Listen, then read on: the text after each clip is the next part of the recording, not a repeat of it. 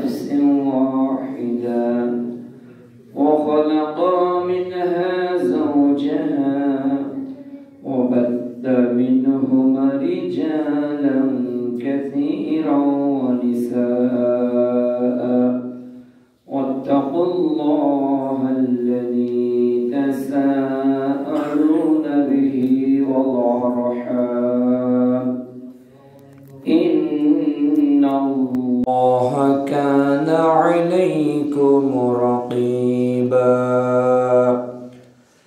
يا أيها الذين آمنوا اتقوا الله وقولوا قولا سديدا يصلح لكم أعمالكم ويغفر لكم ذنوبكم ومن يطع الله ورسوله فقد فاز فوزا عظيما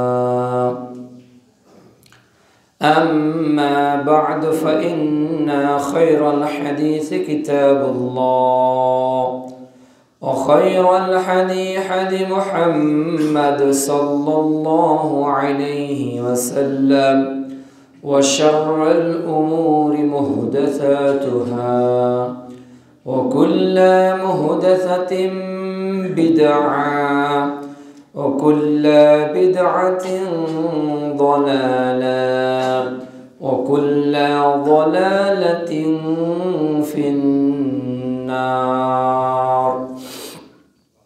وقال تعالى أعوذ بالله من الشيطان الرجيم بسم الله الرحمن الرحيم وما أرسلناك إلا رحمة للعالمين وقال تعالى من قتل نفس بغير نفس أو فساد في الأرض فكأنما قتل الناس جميعا ومن أحياها فكأنما أحيا الناس جميعا عن أبي هريرة رضي الله تعالى عنه قال قال رسول الله صلى الله عليه وسلم سباب المسلم فسوق وقتاله كفر رواه البخاري যাবতীয় প্রশংসা যাবতীয় হামদ ও সানা আল্লাহ রাব্বুল আলামিনের দরবারে যার ঐকান্তিক মেহেরবানিতে সাপ্তাহিক ঈদের আজকের এই দিনে দুনিয়াবী ব্যস্ততাকে উপেক্ষা করে আল্লাহর দাসত্ব স্বীকারার্থে যে আমরা উপস্থিত হতে পেরেছি কৃতজ্ঞতা আদায় করছি আলহামদুলিল্লাহ। দরুদ ও সালাম বিশ্ব মানবতার মুক্তির দূত মহাবিপ্লবের মহানায়ক মুহাম্মদুর রাসূলুল্লাহ সাল্লাল্লাহু আলাইহি ওয়াসাল্লামের প্রতি। আজকের জুমার খুতবার আলোচ্য বিষয় ইসলাম মানুষকে মানবতা শিখিয়েছে, মানুষ হত্যা নয়। আজকের এই বিশ্ব যত সৃষ্টি আল্লাহ তাআলার রয়েছে সবটাই অধিকাংশটাই মানুষের কাজেই নিয়োজিত। জমির ধান গাছটা আপনার পেটের খাদ্যের আহার যোগায়। আল্লাহ তাআলার অক্সিজেনের এই নিয়মটা আমাদের বেঁচে থাকার শক্তি যোগায়। সবুজ গাছপালাগুলো আমাদের প্রশ্বাসের যে কার্বন ডাই অক্সাইড বের হয় এটা তারা গ্রহণ করে এই পৃথিবীর ব্যালেন্সটাকে ঠিক করে। আবার সিজন ওয়াইজ আল্লাহ বিভিন্ন ফল দিয়েছে যেটা শরীরের জন্য উপকারী। শীতের সময় এক ধরনের ফল হয়, আবার গরমের সময় আরেক ধরনের ফল হয়। এই যে সব কিছু সৃষ্টি আল্লাহ তাআলা, এটা মানুষের কাজেই নিয়োজিত। আপনি ডানে বামে যা দেখেন তা কার জন্য? মানুষের জন্য। আর মানুষ কার জন্য? আল্লাহর জন্য। ইন্না সালাতি ওয়া নুসুকি ওয়া মাহইয়ায়া ওয়া মামাতি লিল্লাহি রাব্বিল আলামিন। সূরা আনাম অধ্যায় 6 আয়াত 162। আমরা হলাম লিল্লাহ, আল্লাহর জন্য। সবকিছু আমাদের কাজে নিয়োজিত। ছোট্ট ছাগলটা, ছোট্ট গরুটা ধীরে ধীরে বড় হচ্ছে, ও একটা প্রোটিন দিবে, একটা ক্যালোরি দিবে। কে খাবে? আমরা খাবো। একটা কলা গাছে কলা ধরছে, এই কলা একটা সাধারণ ফল, কিন্তু এই কলার মধ্যে কি আছে? এর টেস্ট, এর স্বাদ। আল্লাহ তাআলার তৈরি এই গাভী যার মধ্যে রয়েছে দুধ, একদিকে গোবর বের হয়ে যাচ্ছে আর একদিকে দুধ বের হচ্ছে, আমরা দুধ খাচ্ছি, শক্তি সংগ্রহ হচ্ছে। তো সবগুলো আমাদের জন্য, আর আমরা হলাম রবের জন্য। এই রবকে মানার জন্যই পৃথিবীতে আমাদের আগমন। যারা রবকে মেনে চলবে তারা জান্নাতে যাবে। সূরা কাহাফ অধ্যায় 18 আয়াত 107। আমরা জান্নাতে যাব যদি রবের আনুগত্য করি। আবার যারা রবের বিরোধিতা করবে এরা জাহান্নামে যাবে। সূরা আরাফ অধ্যায় 7 আয়াত 179। তো জান্নাত ও জাহান্নাম এটা গরু ছাগলের জন্য আল্লাহ তৈরি করেন নাই। জান্নাতও মানুষের জন্য, জাহান্নামও মানুষের জন্য। কিন্তু দুনিয়ার জীবনটাকে আমরা জান্নাত হিসাবে কেউ মেনে নিয়েছি। দুনিয়ার জীবনটাই আমাদের জন্য মূল, মুখ্য। আখিরাতটা হলো গৌণ, পরোক্ষ। অথচ মুমিন জীবনে আখিরাতটাই মূল। আজকের পৃথিবীতে মানুষের নৈতিক অবক্ষয় দিন দিন বেড়ে চলছে। কি টুপিওয়ালা, কি দাড়িওয়ালা, কি নামাজি, কি বেনামাজি, কি হিন্দু, কি বৌদ্ধ, কি খ্রিস্টান, কি মেথর, কি ডোম, কি ইহুদি, কি নাসারা, সবাই আজকে গরু হত্যার কাজে ব্যস্ত নয়, সবাই আজকে গাছ হত্যার কাজে ব্যস্ত নয়, সবাই আজকে বনের হিংস্র প্রাণী হত্যার কাজে ব্যস্ত নয়, বরং বিরল প্রজাতির যেসব জীবজন্তু রয়েছে তাদেরকে সংরক্ষণের জন্য, বনের বিভিন্ন গাছকে সংরক্ষণের জন্য একটা বিভাগই গভর্নমেন্ট তৈরি করেছে, তাই না? এই বনের গাছ যাতে সংরক্ষিত হয়, বনের পশু প্রাণী যাতে নিরাপদে থাকে। কিছু জায়গা আছে দেখবেন যে মাছের অভয়ারণ্য, মানে এখানে মাছ ধরা যাবে না, মাছের একটা ফ্রিডম রয়েছে, তাকে এখন স্বাধীনতা দিতে হবে। জুলাইয়ের এই সময় থেকে এই সময় বা নির্দিষ্ট একটা গতিপথে ইলিশ ধরা যাবে না। কেন? ইলিশ এখন ডিম দিবে, এই ডিম থেকে হাজারো ইলিশ জন্ম নেবে। তো মানুষ ওটাকে প্রোটেক্ট করতেছে, যে অন্যায়ভাবে কারেন্ট জাল দিয়ে এই ইলিশ আটকাচ্ছে তার জেলও হচ্ছে, জরিমানাও হচ্ছে। মানুষ পশুদের হেফাজত করতেছে। আজকে বড় লোকদের বাসায় দেখবেন কুকুর আছে, বড় লোকদের বাসায় দেখবেন 2-4টা বিড়ালও আছে। তাহলে আমরা কুকুরকে আদর করছি, আমরা বিড়ালকে আদর করছি, কিন্তু মানুষ আজকে মানুষের প্রতি কতটা সহানুভূতিশীল?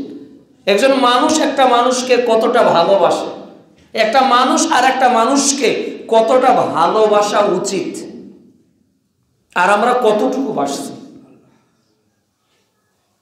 আল্লাহ রাব্বুল আলামিন আমাদের নবীকে পাঠিয়েছেন আর বলেছেন সূরা আম্বিয়া অধ্যায় 21 আয়াত 107-এ, ওয়ামা আরসালনাকা ইল্লা রাহমাতাল লিল আলামিন। হে নবী, আমি তোমাকে পাঠিয়েছি এই মানব জাতি যে রয়েছে, এই পৃথিবীতে রয়েছে, এই জাহান যে রয়েছে, এই জাহানের জন্য তুমি রহমত, তুমি হলে দয়া। আমাদের নবীর কাছ থেকে আমরা দয়া শিখেছি। আমরা শিখেছি মানুষকে কিভাবে আদর করতে হয়। ছোট্ট গোলাম তার আনাস 10 বছর খেদমত করেছে। কয় বছর? 10 বছর। প্রিয় নবী তার খাদেমকে একদিনও বলেন নাই তুমি এইটা করো নাই কেন, আর ওইটাই বা করলে কেন। কাজে গেছে, ভুলে গেছে, খেলা শুরু করেছে, গিয়ে বলছে কি ব্যাপার? আনতে যে বললাম নিয়ে আসো। কি মহব্বত ছিল ছোট্ট বালকের সঙ্গে। রাস্তা দিয়ে হাঁটতেন আর ছোট্ট ছোট্ট বালকরা খেলা করত, সালাম দিয়ে দিতেন মুহাম্মদুর রাসূলুল্লাহ সাল্লাল্লাহু আলাইহি ওয়াসাল্লাম। আবার কারো যদি পাখি থাকতো তাহলে জিজ্ঞাসা করত, হে অমুক তোমার পোষা পাখিটা কেমন আছে? সুবহানাল্লাহ। এ হলো রাহমাতাল লিল আলামিন, এ হলো বিশ্ব নবী। নিজের গোত্রে দাওয়াত গ্রহণ না করে যখন তিনি চলে গেলেন তায়েফে, তায়েফবাসী তাকে রক্তাক্ত করলো। তার গা দিয়ে রক্ত ঝরছে, শরীর দিয়ে রক্ত ঝরছে, তার জুতা আর পা রক্তের কারণে জমাটবদ্ধ হয়ে গিয়েছে। মালাকুল জিবাল চলে এসেছে। সহিহ বুখারী 3231 নম্বর হাদিস। মালাকুল জিবাল এসে বলছে, হে নবী আপনি শুধু অনুমতি দেন, আমি 2 পাহাড় দিয়ে এই তয়েববাসীকে পিষ্ট করে দেব, ছিন্ন করে দিব। আপনার প্রতি যা ঘটেছে রব দেখেছে। প্রিয় নবী জিবরিলকে বললেন, ও জিবরিল, মালাকুল জিবাল যদি ওদেরকে মেরেই ফেলে তাহলে আমি কালেমার দাওয়াত কার নিকট প্রচার করব? কাকে বলবো এই কথাগুলো? বরং আমি আল্লাহর নিকট দোয়া করি, আল্লাহ ওদের ওরসে এমন সন্তান দাও যারা আমাকে চেনেনি, যারা বিশ্ব নবীকে চেনেনি, কিন্তু ওদের ঘরে এমন সন্তান দাও যারা আল্লাহর তাওহীদের উপর প্রতিষ্ঠিত থাকবে, যারা কখনো শিরিক করবে না। এ ছিল রাহমাতাল লিল আলামিন, গোটা জাহানের রহমত। আজকে সেই মানুষের আচরণ আজকে কোথায়? সে মানুষ আজকে মানুষের সঙ্গে কি ব্যবহার করছি, কি আচরণ করছি আমরা? সহিহ বুখারী প্রথম খণ্ড তাহারাত অধ্যায়ের 220 নম্বর হাদিস। মসজিদে নববীতে একজন ইহুদি প্রস্রাব করেছিল। মুহাম্মদ সাল্লাল্লাহু আলাইহি সাল্লাম তাকে কাছে ডাকলেন, ডেকে বললেন, এটা আমাদের ইবাদতের জায়গা, তুমি চলে যাও। আর সাহাবীদেরকে বললেন যে ইহুদিদের প্রস্রাবের জায়গাটা তোমরা ধুয়ে পরিষ্কার করো। আমাকে আল্লাহ তাআলা কমলতা দিয়ে পাঠিয়েছেন, উত্তম আচরণ দিয়ে পাঠিয়েছেন, আমি কখনো তাদের সঙ্গে পাল্টা খারাপ ব্যবহার করব না। এ হলো আমাদের নবীর মানবতা, নবীর মানবতা। সহিহ বুখারী 7 অধ্যায় একটা অসভ্য নারী যে পতিতালয়ে উপার্জনের কাজে লিপ্ত ছিল। এই নারীটা রাস্তা দিয়ে যাচ্ছে, একটা কুকুর তৃষ্ণার্ত ছিল। মহিলাটা তার চামড়ার মোজা দিয়ে কূপ থেকে পানি তুলল। ওই রৌদ্রের দাবাদহে তৃষ্ণার্ত কুকুরটার মুখে ওই পানিগুলো যখন দেওয়া শুরু করলো, রাসূল সাল্লাল্লাহু আলাইহি সাল্লাম বলছেন, এই জীবের প্রতি এই দয়া দেখানোর কারণে আল্লাহ সুবহানাহু ওয়া তাআলা তার যাবতীয় ভুলগুলোকে মাফ করে দিয়েছেন। সুবহানাল্লাহ। আল্লাহ কত ভালোবাসে তার সৃষ্টিকে, আল্লাহ কত ভালোবাসে তার সৃষ্টিকে। এই মানুষ আজকে আমরা কোথায় চলে গিয়েছি? আমাদের মনুষ্যত্ব কোথায়? A man can not a man without manhood. যার মধ্যে মনুষ্যত্ব নেই সে আবার কিসের মানুষ? কিসের মানুষ? এই জন্য শেখ সাদি কোনো এক জায়গায় গিয়েছিলেন, তার ছেঁড়া পোশাক পরে রাজদরবারে তাকে ঢুকতে দেয়নি। যখন সে তার উন্নত মানের পোশাক পরে রাজপ্রাসাদে ঢুকেছে, তখন সবাই তাকে ঢুকতে দিয়েছে। তখন ওই রাজপ্রাসাদের যত দামি দামি খাবার, তখন তিনি তার গায়ে এইভাবে মাখতেছিলেন দামি দামি খাবারগুলো। মানুষ বলল, আপনি এত বড় একজন বিজ্ঞ ব্যক্তিত্ব, আপনি খাবারগুলো গায়ে এইভাবে দিচ্ছেন কেন? তখন তিনি বলছেন, তোমরা তো ব্যক্তি মানুষকে মর্যাদা করো নাই, তোমরা তো আমার পোশাককে সম্মান করেছো। এই জন্য খাদ্যের হক, পোশাকের হক হলো ওই খাবারটা গ্রহণ করা, আমার ওই অধিকার নেই খাদ্যটা গ্রহণ করা। আজকে আমরা মানুষকে কি দিয়ে বিচার করি? তার পোশাক দিয়ে নয় কি? আজকে আমরা মানুষকে কি দিয়ে বিচার করি? তার বাড়ি গাড়ি দিয়ে। আজকে মানুষকে আমরা কি দিয়ে বিচার করি? তার টাকা পয়সা দিয়ে। আজকে আমরা মানুষকে কি দিয়ে বিচার করি? তার লেখাপড়া দিয়ে, তার সার্টিফিকেট দিয়ে। কিন্তু এই সার্টিফিকেটে, লেখাপড়ায়, বাড়ি গাড়ির কোনো দাম কি আল্লাহর কাছে আছে? আল্লাহ মানুষকে মানুষ হিসেবে মূল্যায়ন করার কথা কোরআনে বলেছে। মানুষকে মানুষ মনে করতে হবে। সে হতে পারে কৃষক, সে হতে পারে ভ্যান চালক, সে হতে পারে মুসি, সে হতে পারে একজন সাধারণ খেটে খাওয়া মানুষ। তাকে সম্মান দেখাতে হবে। বিশ্বনবী বুখারী, আবু দাউদ, তিরমিজি 6টা হাদিসে প্রায় 16টা বক্তব্য দিয়েছেন। বিদায় হজের ভাষণ আপনারা পড়ে দেখবেন। মোট 6টা হাদিসে 16টা বক্তব্য এসেছে। এর মধ্যে একটি বক্তব্য হলো যে জাহিলিয়াতের যাবতীয় প্রথাকে আমি আমার পায়ের নিচে দাফন করলাম। বড়লোক প্রাধান্য পাবে না গরিবের উপরে, সাদা চামড়ার লোক প্রাধান্য পাবে না কৃষ্ণাঙ্গের উপরে, বরং প্রত্যেকে আমরা ভাই ভাই। প্রত্যেকে আমরা কে? আমরা ভাই ভাই। সূরা হুজরাত অধ্যায় 49 আয়াত 10 আল্লাহ তাআলা বলছে, প্রত্যেক মুমিন এরা হলো ভাই ভাই। এক মুমিন আরেক মুমিনের ভাই। তাহলে মানুষ হিসেবে আমাদের কাজ কি এই পৃথিবীতে? বুখারীর আরেকটি হাদিসে রাসূল সাল্লাল্লাহু আলাইহি ওয়াসাল্লাম বলছেন, একজন নারী একটা বিড়ালকে বেঁধে রেখেছিল, খেতে দেয়নি, আর না খেতে পেরে বিড়ালটা মারা গিয়েছে। এই এতটুকু অপরাধের জন্য আল্লাহ রাব্বুল আলামিন ওই নারীকে জাহান্নামে দিবেন, একটা বিড়ালকে হত্যা করার কারণে। আর আজকে আমরা কত মানুষকে মেরে ফেলছি, কিছুই মনে করতেছি না। আপনি যদি একবার শত্রু হিসেবে আরেকজনের কাছে বিবেচিত হন, তাহলে তার একটাই টেন্ডেন্সি, তাকে হত্যা করলেই মনে হচ্ছে আমার সফলতা। কাউকে মেরে ফেলে সফলতা অর্জন করা যায় না, বরং মানুষের হৃদয় জয় করে সফলতা অর্জন করতে হয়। রাসূল সাল্লাল্লাহু আলাইহি ওয়াসাল্লাম বলছেন, শ্রেষ্ঠ মুজাহিদকে, কার শক্তি সবচেয়ে বেশি?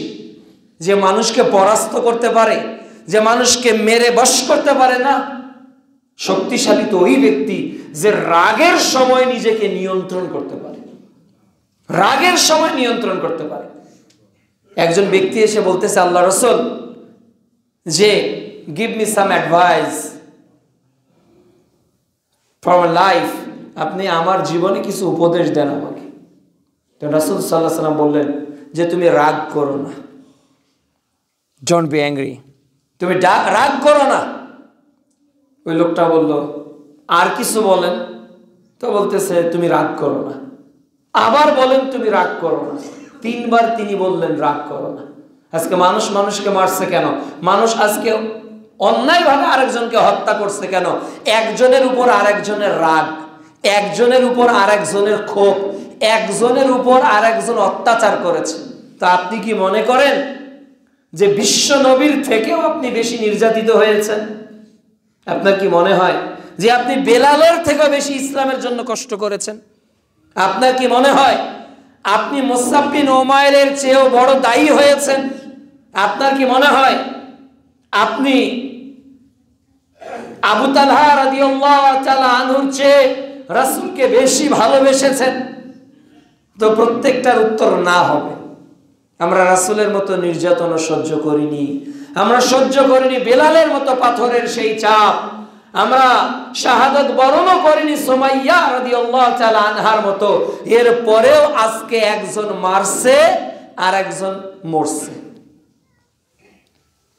গতকালকে দেখলাম যে একজন মানুষ মসজিদে যায়, মসজিদে কুকুর ছানা চিৎকার করে, এজন্য কি করেছে, মা কুকুরকে রেখে এই 4-5টা কুকুর সবগুলোকে ওই লোকটা হত্যা করেছে, মেরে ফেলেছে। একজন এটা আবার ভিডিও ধারণ করেছে। তাকে জিজ্ঞাসা করলো, আপনি এটা করলেন কেন? তো বলছে, আমি সলাতে যাচ্ছি। ও চিল্লাচ্ছে কেন? ও চিৎকার দিয়েছে কেন? ওর এই চিৎকারে আমার ডিস্টার্ব হয়। ওদেরকে হত্যা করেছি, যতদিন বাঁচবো যাদেরকেই দেখবো এরকম কুকুর যারা ডিস্টার্ব দিবে তাদেরকেই হত্যা করব। এটা কি মানবতা? এটা কি একটা মানুষের শিষ্টাচার? দূর অতীতে কুকুরকে পানি পান করানোর জন্য পতিতালয়ের নারীকে যদি আল্লাহ জান্নাতে দিতে পারে, তাহলে এই লোক কত বড় নামাজি হয়েছে যে একটা কুকুর ছানাদেরকে এইভাবে হত্যা করে সে মসজিদের দিকে চলছে। এটা হলো লৌকিকতা, লোক দেখানো ইবাদত, লোক দেখানো ইবাদত।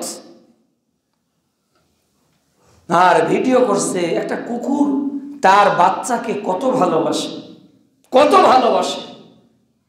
কান্না করতেছে, কান্না, চোখ থেকে পানি বের হয়েছে, ড্রেনে খুঁজতেছে, রাস্তার ওই পাশে গিয়ে খুঁজতেছে, আমার সানারা গেল কোথায়? আমি হত্যা করে ফেললাম, আমি মেরে ফেললাম। এই আদর্শ বিশ্বনবী শেখায়নি। ইসলাম একটা পশুর অধিকারকেও রক্ষা করে, ইসলাম একটা গাছের অধিকারকেও রক্ষা করে, ইসলাম একটা প্রাণীর অধিকারকেও রক্ষা করে। রাসূল সাল্লাল্লাহু আলাইহি ওয়াসাল্লাম আমাদের জন্য আদর্শ নমুনা। তিনি কি বলেছেন, আমাদের আদর্শ কেমন হওয়া উচিত ছিল, আর আমরা কেমন আদর্শ বহন করছি। আপনি একবার সিরিয়ার দিকে তাকান, এই কতটা একদিনে কতটা হামলা হচ্ছে। আপনি তাকান ফিলিস্তিনের দিকে, এক মানুষ আর এক মানুষকে কি করতেছে, মেরে ফেলছে। ওদেরকে মারলেই মনে করতেছে আমরা বিজয়ী। মানুষ মেরে কখনো কি সফলতা অর্জন করা যাবে? আজকে ভারতে মানুষকে হত্যা করা হচ্ছে, কুপিয়ে পিটিয়ে গুলিবিদ্ধ করে। আজকে মুসলমানদের ধর্মীয় মানুষের হৃদয়ের স্পন্দন বাইতুল্লাহ, আল্লাহর ঘরগুলোকে বুলডোজার দিয়ে ভেঙে ফেলা হচ্ছে, মাদ্রাসাগুলোকে ভেঙে ফেলা হচ্ছে। মনে করতেছে তাহলে ওরা সফল হয়ে যাবে।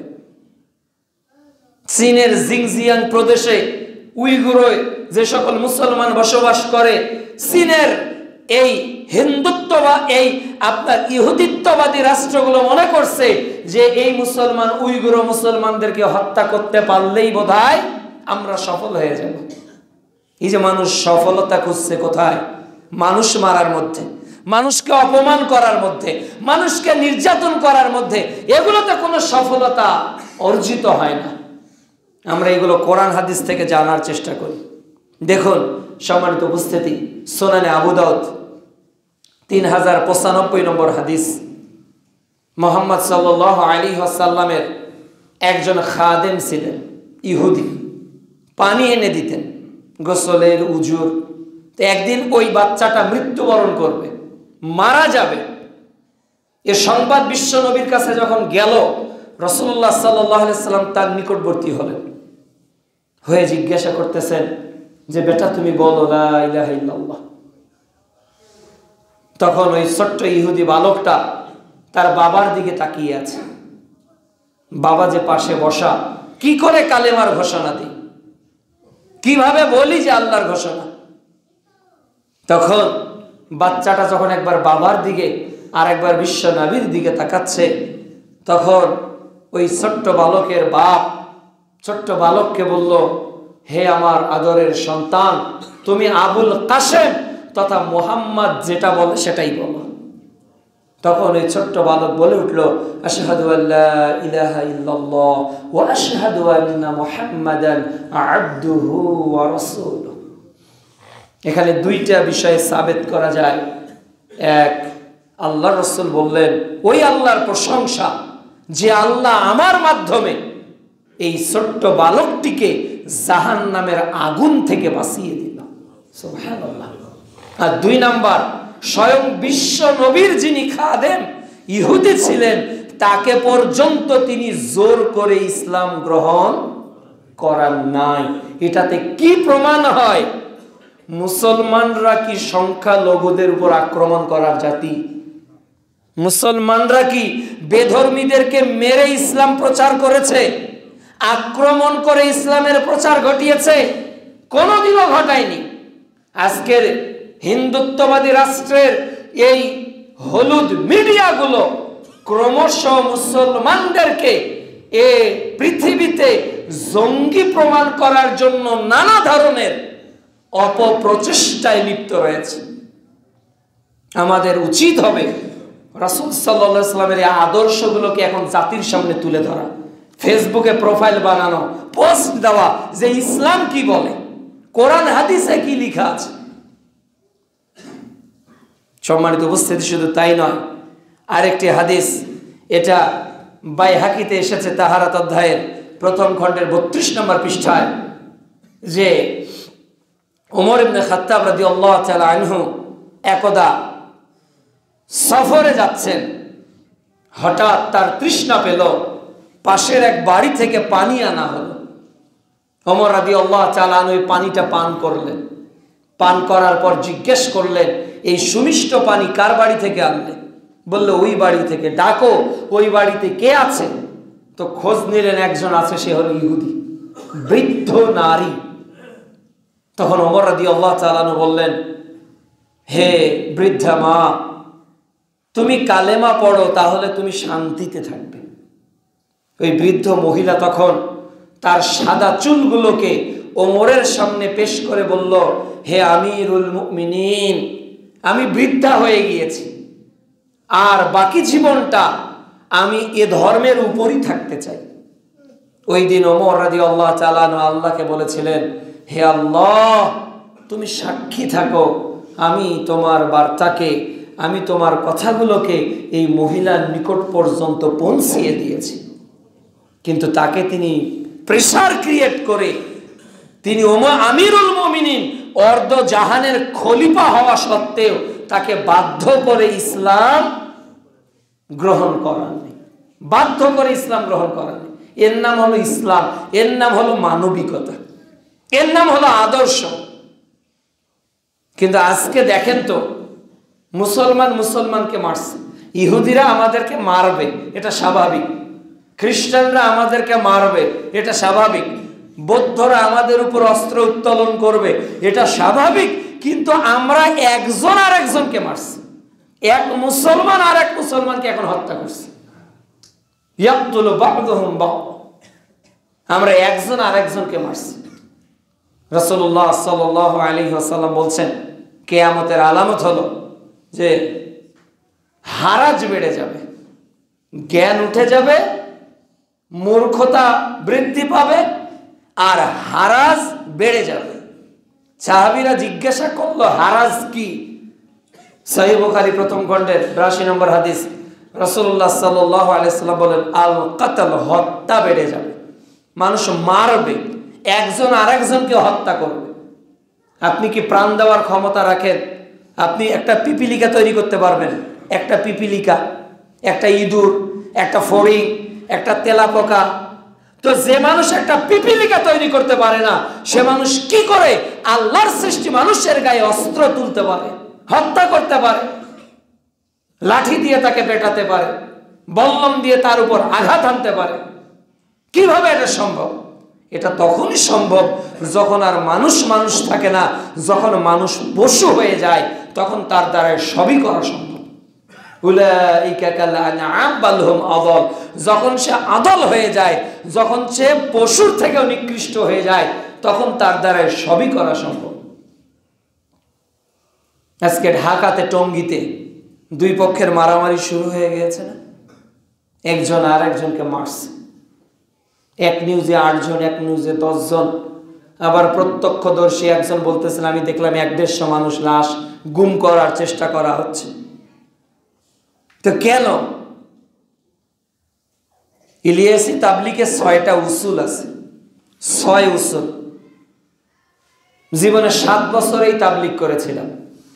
6টা উসুল আছে: কালিমা, নামাজ, ইলম ও জিকির, ইকরামুল মুসলিমিন, সহিহ নিয়াত, দাওয়াতে তাবলিগ।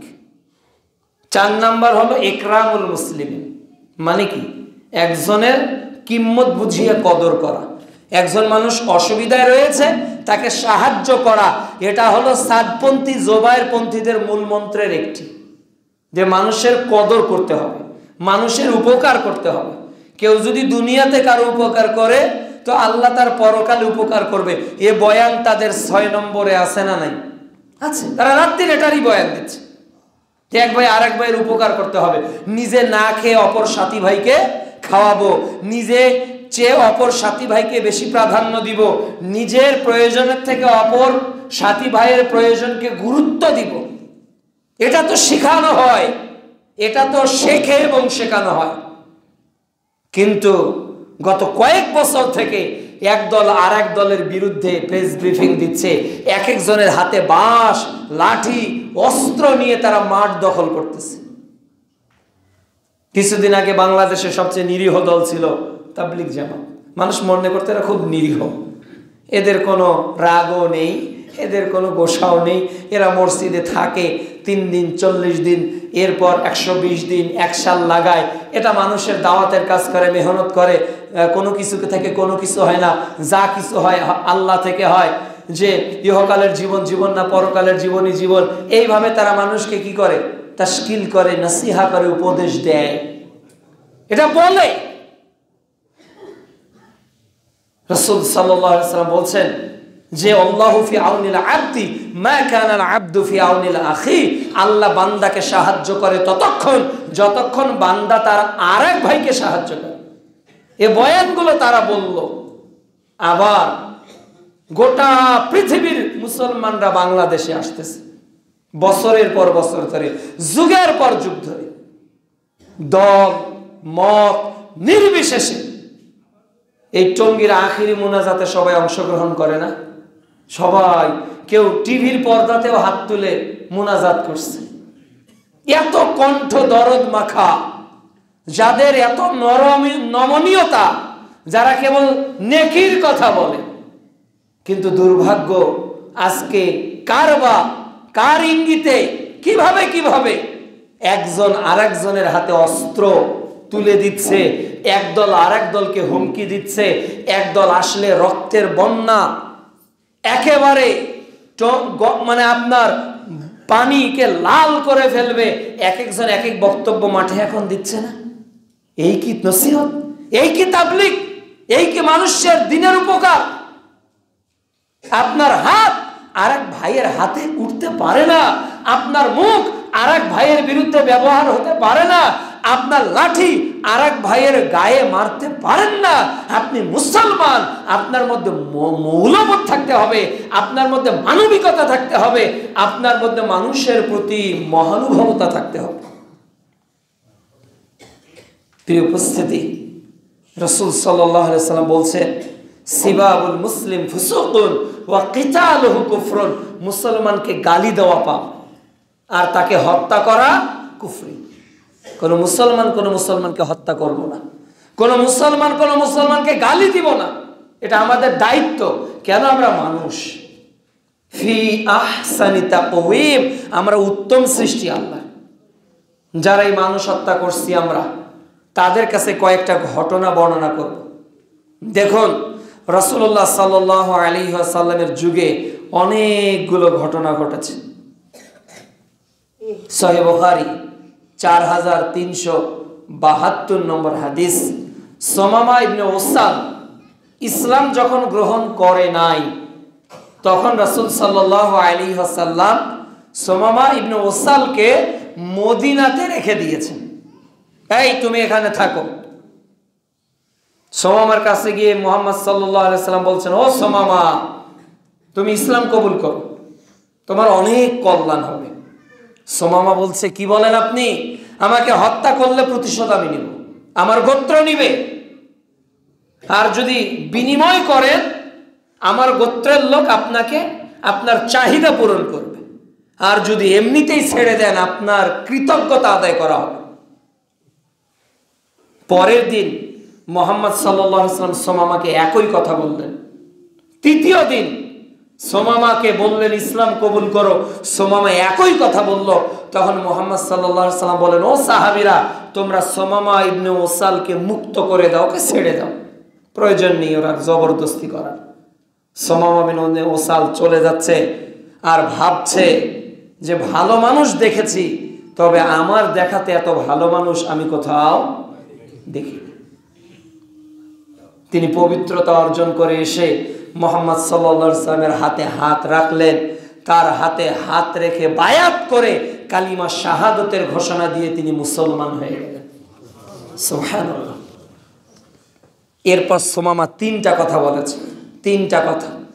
এক, আমি মনে করতাম পৃথিবীতে সবচেয়ে নিকৃষ্ট ধর্ম হলো ইসলাম, খারাপ ধর্ম।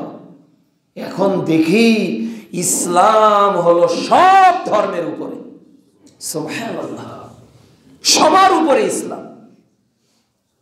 আমার কাছে সবচেয়ে নিকৃষ্ট নগরী ছিল মদিনা, এখন দেখি মদিনা হলো সবচেয়ে নিরাপত্তার নগরী।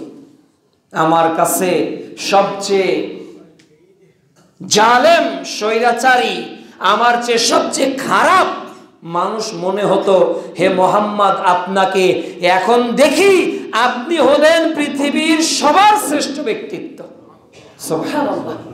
এ হলো ইসলাম, এ হলো ইসলাম। কিন্তু প্রিয় উপস্থিতি, ওই ইসলাম কি আজ আমাদের মধ্যে আছে? আল্লাহ রাসূলের ইসলাম আমাদের হাতে আছে, আমাদের চোখে আছে, আমাদের কানে আছে, আমাদের জবানে আছে, আমাদের পায়ে আছে। কোথাও ইসলাম নেই, কোথাও ইসলাম নেই। আজকে শান্তি আর ইসলাম সবই অন্য দেশে চলে গেছে। বাংলাদেশে আছে না? শান্তি ইসলাম বাংলাদেশে নাই। প্রিয় উপস্থিতি, এই শান্তির ধর্ম ইসলামকে রিয়েলাইজ যদি আমরা করতে না পারি, তাহলে মুসলমান আগামী দিনেও মার খাবে, পৃথিবীতে নেতৃত্ব দিতে পারবে না। মার খাবে, নেতৃত্ব দিতে পারবে না। আমাদের অধপতনের কারণ আমরা নিজেরাই। একজন পৃথিবীর দার্শনিককে জিজ্ঞাসা করা হলো, এই পৃথিবীতে শ্রেষ্ঠ জাতি কারা? কাদের দ্বারা এই পৃথিবীতে সবচেয়ে মানুষ বেশি নিরাপদ ছিল? সবচেয়ে বেশি নিরাপত্তা কোন যুগে ছিল? তখন তারা বলেছে এই লোকগুলো হলো মুসলিম। তাদের সময়ে মানুষ সবচেয়ে নিরাপদ পৃথিবীতে ছিল। আজকের পৃথিবীতে মুসলমানের কি বিশ্ব রাজনীতিতে কোনো অবস্থান আছে? নাই। বিশ্ব নেতৃত্বে মুসলমানদের কোনো অবস্থান আছে? নাই। 1924 সালে সর্বশেষ আমরা খেলাফতকে হারিয়ে ফেলেছি। এখন 2024, 100 বছর অতিবাহিত হলো খেলাফত হারানোর। আজ এই 100 বছরে পৃথিবীতে একটা ইতিহাস আমাদেরকে দেখাতে হবে, এই জাতির রাহাবারদের, যে যাদের নীতিতে পৃথিবীতে শান্তি আসতে পারে, যাদের নেতৃত্বে পৃথিবীতে শান্তি আসতে পারে। খুঁজে পাওয়া যাবে না। শান্তির একটাই নীড়, যেটা আল্লাহ পাঠিয়েছে, peaceful religion in the world, যেটা হলো শান্তির ধর্ম গোটা পৃথিবীর জন্য, তার নাম হলো ইসলাম। আমরা হলাম সেই মুসলিম। জিজ্ঞাসা করা হলো এ পৃথিবীতে নিকৃষ্ট জাতি কারা? বলা হলো ওরাও মুসলিম, ওরাও হলো মুসলিম। কেন? ওদের কাছে এমন একটা নীতি আছে, এমন একটা আদর্শ আছে, ওই আদর্শ যদি তারা মেনে চলতে পারে, ওরা গোটা পৃথিবীতে নেতৃত্ব দিতে পারবে। আর ওরা যখন এটা ছেড়ে দিবে, তখন ওদের উপর আরো কেউ নেতৃত্ব দিবে। ওই দার্শনিকের কথাটা ইবনে মাজাতে এসেছে, 67তম পর্ব, কিতাবুন আপনার কলহ ও বিপর্যয় অধ্যায়ের 4020 নম্বর হাদিস, 19 নম্বর হাদিস, যে যখন এই উম্মত আল্লাহর এবং তার রাসূলের আনুগত্য ছেড়ে দিবে, আল্লাহকেও মানবে না, আল্লাহ রাসূলের তরিকাকেও মানবে না, তখন আল্লাহ তাআলা বেধর্মীদেরকে মুসলমানদের নেতা বানিয়ে দিবে। এটা হলো আমাদের আযাব। যখন মানুষ আল্লাহ এবং তার তাবি ও রাসূলের নীতিকে অনুসরণ করবে না, তখন আল্লাহ সুবহানাহু ওয়া তাআলা এই জাতির উপর কাকে নেতৃত্ব করতে দিবেন? অমুসলিমদেরকে, ইহুদি নাসারারা এই পৃথিবীর নেতৃত্ব করবে। আজকে আমাদেরকে চালায় কারা? আমেরিকা। কাদের ইঙ্গিতে, ইশারায় এই পৃথিবীর রাজনৈতিক অবস্থার পথ পরিবর্তন হচ্ছে? ওরা ইহুদি। সামান্য কিছু ইহুদি গোটা পৃথিবীকে শাসন করছে। কেন করছে? আজকে তাদের হাতে টেকনোলজি, আজকে তাদের হাতে প্রিন্ট মিডিয়া, তাদের হাতে ইলেকট্রিক মিডিয়া, তাদের হাতে অস্ত্র, তাদের হাতে জ্ঞান। আর আমরা মুসলমান অথর্ব, অজ্ঞ, জাহেল হয়ে খাও দাও ফুর্তি করো নিয়ে ব্যস্ত আছি দুনিয়া নিয়ে। আর ওরা গবেষণা করে মুসলমানদেরকে কিভাবে বশে রাখা যায়, এই গবেষণা ওরা প্রতিনিয়ত করছে। ওরা ডেস্টিনিকে ঢুকিয়েছে, ওরা ঠ্যাঙ্গামারাকে ঢুকিয়েছে, ওরা নারীদেরকে বাইরে বের করেছে, এরপর ওরা গণতন্ত্রকে ঢুকিয়েছে, ওরা সেকুলারিজমকে ঢুকিয়েছে, এরপর ওরা যুবকদেরকে মাতাল করার জন্য মদ ঢুকিয়েছে। ওরা গরু পাচার করতে দেয় না, কিন্তু ফেন্সিডিল ঠিকই বাংলাদেশে আসে, তাই না? গরু পাচার হয় না, পাচার হয় কি? ইয়াবা, ফেন্সিডিল, ড্রাগগুলো ওরা পাচার করে। তার মানে ওরা জানে বাংলাদেশের মুসলমানদের সবচেয়ে বড় শক্তি হলো তাদের ঈমান। তাদের ঈমান। আমাদের সামনে বদর, খন্দক, উহুদ, তাবুক যুদ্ধ মওজুদ আছে। মুসলমান সবচেয়ে কম ছিল কাফেরের তুলনায়। এরপরে বিজয় কাজের এসেছে মুসলমানদের। কিসের কারণে? ঈমানের কারণে। আজও পৃথিবীর পারমাণবিক শক্তিগুলো মুসলমানদের কোনো ক্ষতি করতে পারবে না যদি মুসলমান সাচ্চা ঈমানদার হয়। আল্লাহ তাআলা ঝাঁকে ঝাঁকে পাঠান নাই, ঝাঁকে ঝাঁকে আল্লাহর ঘর রক্ষা করার জন্য পাঠান নাই, পাঠিয়েছেন। একজন সাহাবী মৃত্যুবরণ করেছে, আল্লাহর আরশ কেঁপে ওঠে নাই? উঠেছে। একজন সাহাবী মৃত্যুবরণ করেছে, ফেরেশতারা গোসল দেয় নাই? দিয়েছে। একজন মহিলা মৃত্যুবরণ করেছে, জান্নাতের স্বপ্ন আল্লাহ তার পূরণ করেছে। তো দুনিয়াতে যদি আল্লাহ এটা করতে পারে, ওই আল্লাহকে আবারও ঝাঁকে ঝাঁকে পাঠাতে পারে না? ওই আল্লাহকে আবারও পাঠাতে পারে না? মুসলমানদের নিরাপত্তার জন্য আল্লাহ কেন পাঠাচ্ছে না? কেননা মুসলমানরাই আজকে নিজেদের নীতিতে ঠিক নাই। আমরা আজকে আমাদের আদর্শ হারিয়ে ফেলেছি, আমরা আমাদের চরিত্র ভুলণ্ঠিত করেছি। পাপ, পঙ্কিলতা, অন্যায়, মিথ্যা, বর্বরতা, বেপরদা, সুদ, ঘুষ, জেনা, ব্যভিচার, মাদকতা, এরপর অন্যের জমির আইল ঠেলা, নিজের সম্পদ বাড়ানো, মাইট ইজ রাইট, ক্ষমতার প্রদর্শন, এরপর অহংকার, মাতাব্বরি, চগলখড়ি, পাপের যত সংজ্ঞা আছে সব আমাদের মুসলমানদের মধ্যে খুঁজে পাওয়া যায় কি যায় না? যায়। দেখলেন না হুজুর, তুমি জেনা করবে তো করবে, সিঁড়িতে উঠে মসজিদে জেনা করতে হবে কেন? হিল্লা মাসআলা দিয়ে নারীর প্রতি আসক্ত হয়ে এই লিপ্সা হুজুর, এর কারণে এই এক শ্রেণীর এই তাকলিদপন্থী বেদাতি আলেম ওলামাদের কারণে আজকে যারা হকপন্থী আলেম তাদেরকেও মানুষ খারাপ ভাবছে না? তাদেরকেও মানুষ খারাপ ভাবছে। কতটা অসভ্য বর্বর হলে মানুষ এই আচরণটা করতে পারে? ওই মহিলা সাদাসিধা, তার স্বামীও সাদাসিধা, যাও কোনো আলেমের কাছে যাও, দেখি কি মাসআলা দেয়। ওরাও নরমাল পেয়েছে, নরম পেয়েছে, বলছে হিল্লা বিবাহ করলে তুমি স্বামীকে ফেরত পাবে। আচ্ছা হুজুর, আপনি তাই করেন তো পুরুষ পাবো কোথায়? আমি তোমাকে 1 ঘন্টার জন্য বিবাহ করছি, 1 ঘন্টা পর আবার তালাক দিয়ে দিব, বলো তুমি আমাকে বিবাহ করার জন্য রাজি আছো? ওই নারী কবুল বলেছে। এরপর তাকে মসজিদের সিঁড়িতে উঠে নিয়ে গিয়ে ধর্ষণ করেছে। এরপর কিছুক্ষণ পর বলেছে তুমি তালাক, এখন তোমার স্বামী হালাল। নাউযুবিল্লাহি মিন যালিক। এ কি মানুষত্ব? এ কি মানুষ? ইসলাম যদি থাকতো, ওমরের শাসন ব্যবস্থা যদি থাকতো, ইমাম মাহাদির যুগ যদি থাকতো, তাহলে পুরুষকে প্রকাশ্যভাবে পাথর মেরে মেরে মেরে মেরে হত্যা করা হতো। হত্যা করা হতো যদি ইসলাম থাকতো। কেন? সে জেনা করেছে। কি করেছে? সে জেনা করেছে। হিল্লা বিবাহ জাহিলি যুগে ছিল, বর্বরতার যুগে ছিল।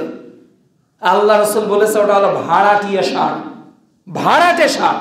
ষাঁড় ভাড়া করে নিয়ে আসার মতো হলো যে হিল্লা বিবাহ করে তার প্রতি আল্লাহর লানত, আল্লাহ রাসূলের লানত। একাধিক হাদিস এসেছে। আর মাযহাবের দোহাই দিয়ে, হুজুরের দোহাই দিয়ে, বিভিন্ন মানুষের দোহাই দিয়ে এই ফিতনা আজকে মানবতা কোথায় দাঁড়িয়ে যাচ্ছে, কোথায় দাঁড়িয়ে যাচ্ছে। একটু আগে এক ভাই দেখালো যে আগুন জ্বালিয়েছে, আগুন চতুর্দিকে আগুন, আর একটা ছাগলকে 2-4 পা ধরে নিক্ষেপ করা হলো আগুনে। দাউ দাউ করে আগুন জ্বলতেছে, ছাগলটা দৌড়ে বের হয়েছে, ওকে আবার ধরে আবার আগুনে দিয়েছে, আবার আর একদিকে দৌড় দিয়েছে, আবার ধরে আবার আগুনে দিয়েছে। মানুষ কতটা পশু হলে এই আচরণ করতে পারে? মানুষ কতটা পশু হলে আচরণ করতে পারে? একটা মানুষের মানবিকতা নেই, একটা মানুষের আজকে কমন সেন্স নেই। আমরা আবার মানুষ। আগে মানবিকতা ঠিক করেন, আগে নিজের চরিত্রকে ঠিক করেন, আগে নিজের জবানটাকে ঠিক করেন, আগে নিজের ভাষাটাকে ঠিক করেন। আপনি আদর্শ নমুনা হন।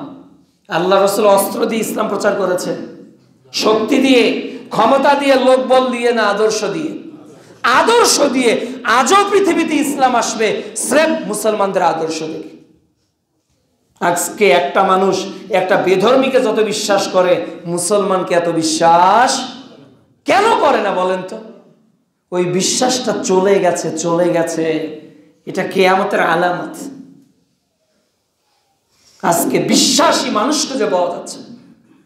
উপস্থিতি, আল্লাহ রাব্বুল আলামিন বলছেন সূরা মাঈদা অধ্যায় 5 আয়াত 32-এ, মান কাতালা নাফসিন বিগাইরি নাফসিন আও ফাসাদুন ফিল আরদ। যে ব্যক্তি অন্যায়ভাবে একজন মানুষকে হত্যা করেছে, সেটা টঙ্গীর তুরাত নদীর পাড়েই হোক আর অন্য কোনো জায়গায় হোক, যে ব্যক্তি একটা মানুষকে বিনা কারণে হত্যা করেছে, রাসূল সাল্লাল্লাহু আলাইহি সাল্লাম বলছেন, আল্লাহ তাআলা বলছেন, সে যেন গোটা পৃথিবীর মানুষকে মেরে ফেললো, হত্যা করলো। এরপর আল্লাহ তাআলা বলছেন যে আর ওমান আহইয়াহা, আর যে ব্যক্তি একজন মানুষকে বাঁচালো, ফাকাআন্নামা আহইয়ান নাসা জামিয়া, সে যেন গোটা পৃথিবীর মানুষকে বাঁচালো। একজন মানুষকে বাঁচান। কাউকে মারেন না, কাউকে মেরে ফেলার চিন্তা করবেন না, কাউকে কখনো আঘাত করার চেষ্টা করবেন না। বুঝাবেন, বুঝাবেন। আমাদের নবী এত রক্তাক্ত হয়েছে, এত মার খেয়েছে, কিন্তু পাল্টা মানুষকে মেরে ইসলাম কায়েম করেন নাই। আল্লাহ রাব্বুল আলামিন যেন এগুলো বোঝার তৌফিক আমাদেরকে দান করেন। প্রিয় উপস্থিতি, পরিশেষে আমাদের এই মানবিকতা শুরু হবে কোথা থেকে? ব্যক্তি জীবন থেকে। আগে আমাদের ব্যক্তির সংশোধন লাগবে, তাই না? আগে মানুষ হিসেবে আমরা ঠিক হয়ে যাই। আমাদের জবানে আর মানুষকে গালি দিব না, এই জবান দিয়ে মানুষকে আগে আর কখনো আঘাত করার কোনো কথা বলবো না, এই জবান দিয়ে মানুষের গীবত করব না, এই জবান দিয়ে মা বোনেরা সগলখড়ি করবেন না, এই জবান দিয়ে আর কারো নামে বদনাম করবেন না, এই জবান দিয়ে কাউকে আর গালি দিবেন না, এই জবান দিয়ে আর মিথ্যা কথা বলবেন না। চোখটাকে হেফাজত করেন, কন্ট্রোল আওয়ার আইস। আমরা যাতে আমাদের চোখকে নিয়ন্ত্রণ করতে পারি। এই চোখ অন্যায় কিছু দেখবে না, এই চোখ হারামের দিকে তাকাবে না, এই চোখ সুদের দিকে তাকাবে না, এই চোখ অল্পতে আঙুল ফুলে কলা গাছ হওয়ার দিকে তাকাবে না, এই চোখ আল্লাহর প্রতি আনুগত্যশীল থাকবে। আপনার হৃদয়, আপনার হাত, আপনার পা সবকিছু দিয়ে ইসলাম মানেন। আর 2, নাম্বার হলো আপনার পারিবারিক জীবনে নৈতিকতার শিক্ষা দেন। কে কাকে শিক্ষা দিবে? ছেলে বাপকে না বাপ ছেলেকে? বাবা ছেলেকে নৈতিকতা শিক্ষা দিবে। ছেলে নষ্ট হওয়ার পিছনে দায়ী কে? মা ও বাবা। ছেলে একদিনে নষ্ট হয়ে যায় না। মুহাম্মদ সাল্লাল্লাহু আলাইহি ওয়াসাল্লাম বলছেন, সহিহ বুখারী 1385 নম্বর হাদিস, কুল্লু মাউলুদ ইউলাদু আলাল ফিতরা, প্রত্যেক আদম সন্তান ইসলামের উপর জন্মগ্রহণ করে, তার মা বাবা তাকে ইহুদি বানিয়ে দেয়, খ্রিস্টান বানিয়ে দেয়, অগ্নি উপাসক বানিয়ে দেয়। এই ছোট্ট বাচ্চাগুলোকে কয়দিন তাওহীদের শিক্ষা দিয়েছেন? কয়দিন বলেছেন বাবা তুমি এইভাবে বড় হও, বাবা গান শোনো না, বাবা মোবাইলে গেম খেলো না, বাবা আইপিএল বিপিএল দেখো না। মেয়েকে বলেছেন মা স্টার জলসা জি বাংলা এগুলো দেখো না। এগুলো কি আমরা পরিবারকে নসিহত করি? শুধু বাপ মা বলে হুজুর একটু বলেন না যাতে আমার সন্তান আমাকে দেখে। কেন দেখতেছে না? As you sow so you reap. দাদা বৃদ্ধ হয়ে গিয়েছে, বৃদ্ধ হয়ে গিয়েছে, বোঝা। এখন বাবা ওই বৃদ্ধ বাবাকে নিয়ে, নাতনি দেখতেছে আমার বাবা আমার দাদুকে নিয়ে জঙ্গলে নিয়ে যাচ্ছে, তো ছেলে ও পিছে পিছে হাঁটতেছে আর বলছে বাবা দাদুকে নিয়ে কই যাও, দাদুকে নিয়ে কই যাও? বলছে সামনে সামনে। বলতে বলতে অনেক দূর রেখে চলে এসেছে। এবার ছোট্ট সন্তানটা বলছে বাবা দাদুকে রেখে আসলে ভালো কথা, ওই ঝুড়িটা নিয়ে আসলে না, যে ঝুড়িতে করে দাদুকে ফেলে দিলে ওইটা নিয়ে আসলে না। বলতে ওটা লাগবে না। বলছে বাবা তোমার লাগবে না কিন্তু আমার লাগবে। তুমি কি করবে?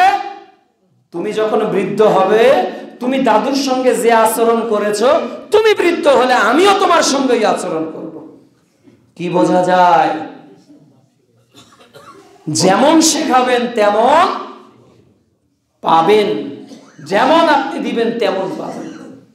এই জন্য সন্তানের প্রতি অনেক হক রয়েছে পিতামাতার, অনেক হক। আকিকা করা, নাম রাখা, দ্বীনি শিক্ষা দেওয়া, মানুষ করা, বিবাহ দেওয়া। এরপর আজকের সমাজে বিবাহ হয়ে গেলে আর একটা সমস্যা হয়ে যায়। কেন? ছেলের বউকে মা মেনে নিতে পারে না অনেকেই। আবার অনেক ছেলের বউ তার মায়ের মতো নিজের শাশুড়িকেও মেনে নিতে, উভয় সংকট আছে না নাই? উভয় সংকট আছে। মেয়ে সারাদিন কাজ করে না, এতে মা কিছু বলে না, কিন্তু বৌমা যদি একটু 19-20 করে একেবারে বৌমার বাপ তুলে বাড়ি তুলে গালি দেয়। আছে না এরকম শ্বশুর শাশুড়ি? আছে। আবার অনেক বৌমা, স্বামী অনেক টাকার মালিক, শ্বশুর শাশুড়ি উপার্জন করে না, ছেলের অর্থ খায়। এই জন্য বাবা মাকে ছেলের এই বৌমা শ্বশুর শাশুড়িকে একেবারে চাকর চাকরানির মতো ব্যবহার করে না? এই উভয় থেকে বের হয়ে আসতে হবে, উভয় থেকে বের হয়ে আসতে হবে।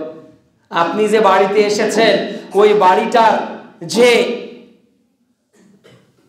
স্বামী, তার মাকে আপনি মা বানিয়ে ফেলেন।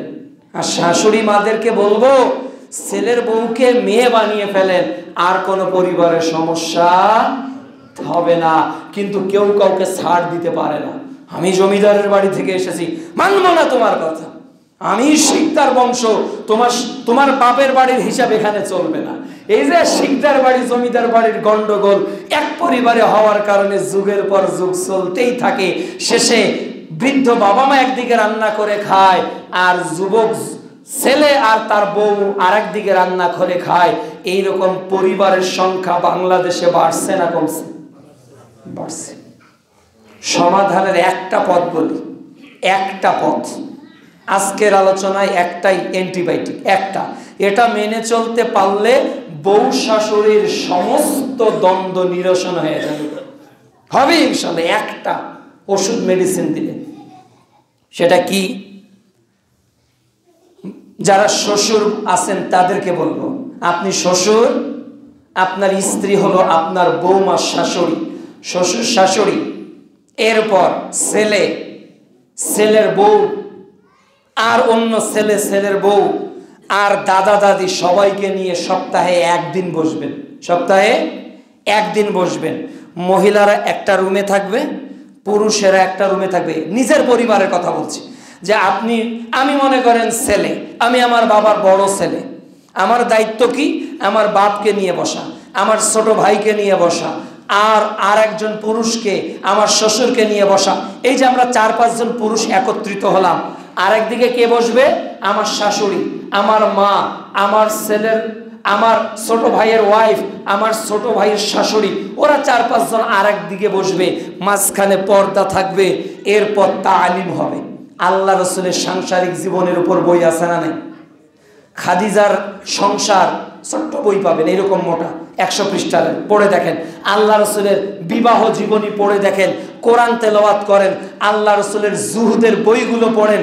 আল্লাহ রসুল তার স্ত্রীদের সঙ্গে কি ব্যবহার করেছেন, স্বামী স্ত্রীর সঙ্গে কি ব্যবহার করবে, স্ত্রী স্বামীর সঙ্গে কি ব্যবহার করবে, ছেলের প্রতি বাবা মার হক কি, বাবা মার প্রতি ছেলের হক কি। এইভাবে যদি প্রতি সপ্তাহে একদিন করে তালিম করেন, আল্লাহর কসম করে বলতেছি 4 তালিম যাবে না, অর্থাৎ 4 মাসের মধ্যেই দেখবেন আপনার পরিবারের 80% সমস্যা সমাধান হয়ে যাবে ইনশাআল্লাহ। কিন্তু আপনারা এগুলো করবেন না। আল্লাহ তাআলা যেন আমাদের বোঝার তৌফিক দান করেন। আল্লাহ।